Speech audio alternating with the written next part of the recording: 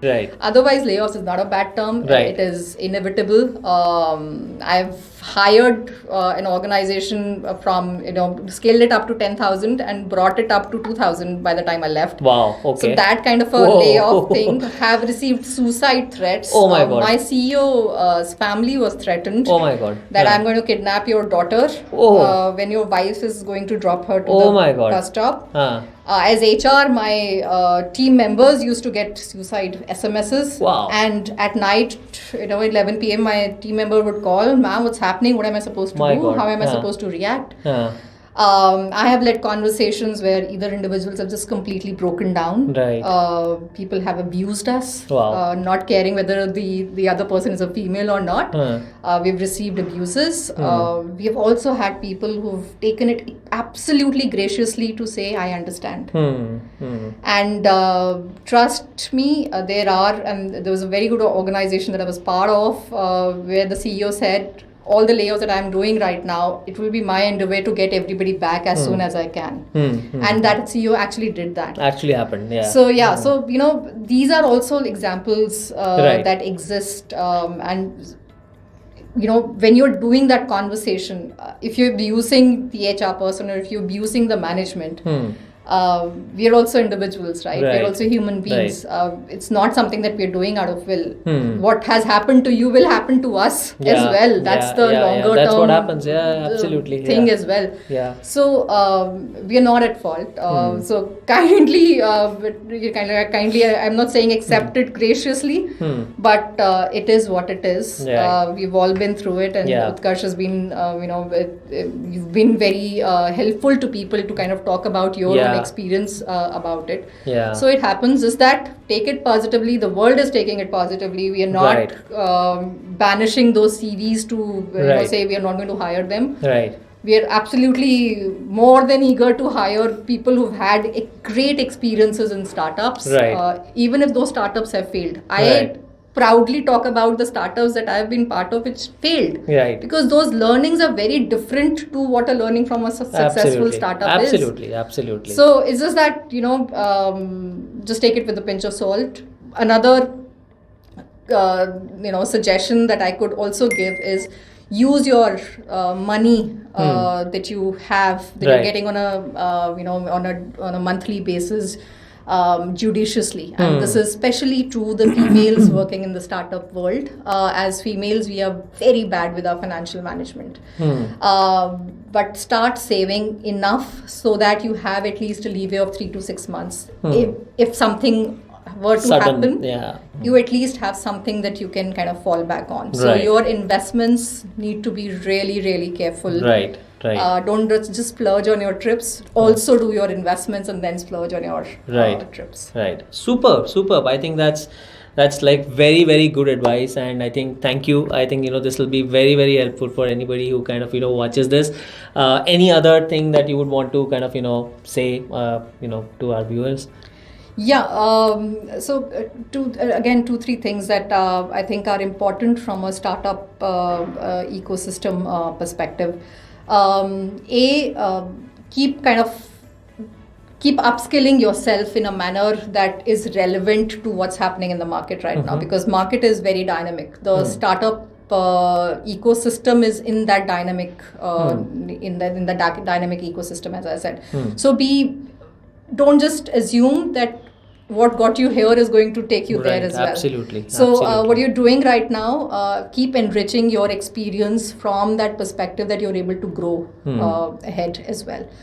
There are a lot of startups where there's no work. They either overhire or they don't hire as per the skills. That I was part of a startup where I thought what I am doing should have been done by somebody who's junior to me.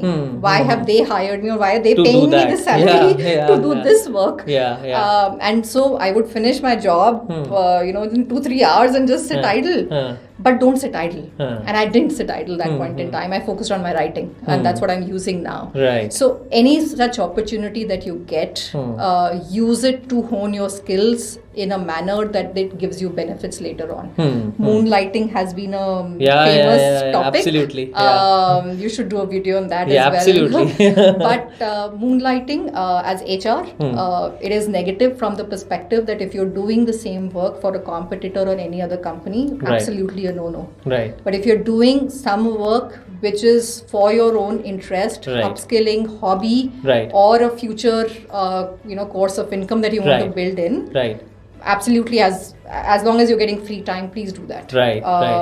I'm not saying start earning money by stretching your working hours, but start investing in yourself as an individual. Right.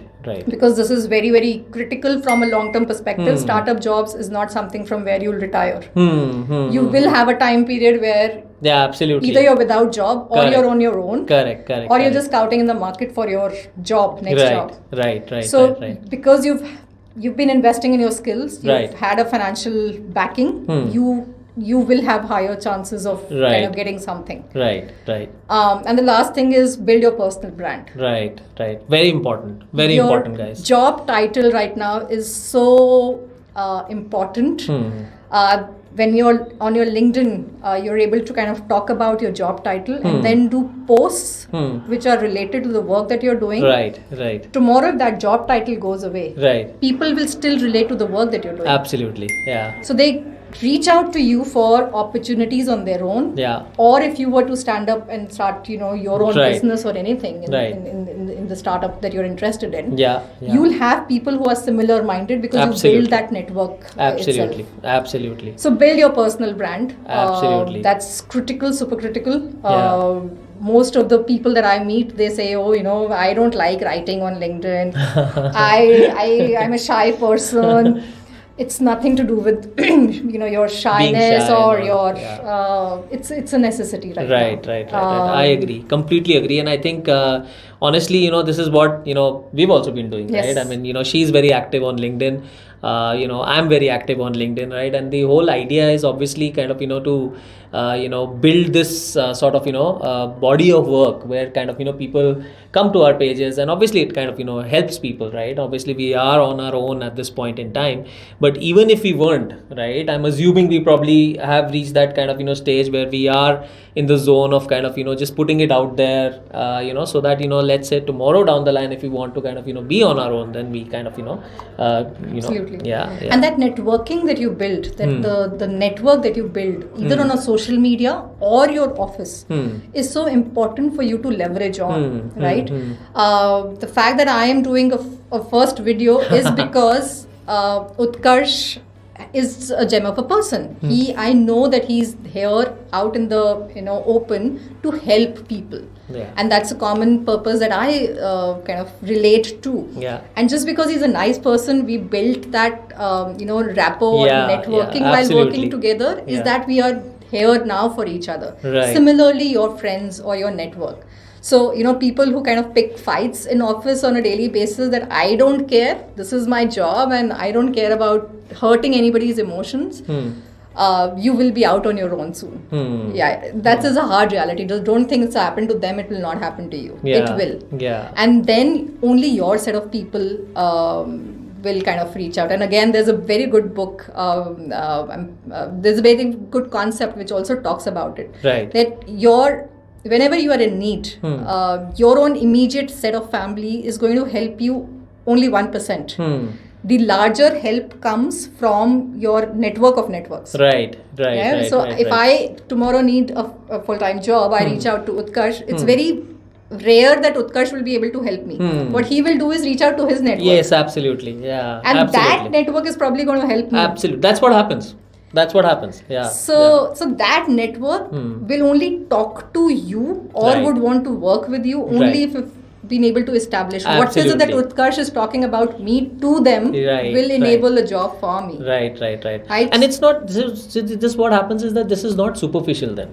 there is a serious understanding of who the other person is. Absolutely. Right? Who understand the kind of value that people add. So that happens, right? I mean, people reach out to me saying that, hey, can you refer my CV to your network, right? Now somebody that I know is a good person, or somebody that I've worked with closely, or somebody that I know will add value to any organization, I'll probably go out of my way a little bit to say, yaar boss, yes, I have referred it to people, and then I'll also follow up. Correct. Right? Typically, otherwise what happens is, you want to help people, right? But after a point in time, you send out the CV and then you kind of, just sit back, right? That's typically what happens, right? I'm being very honest about it.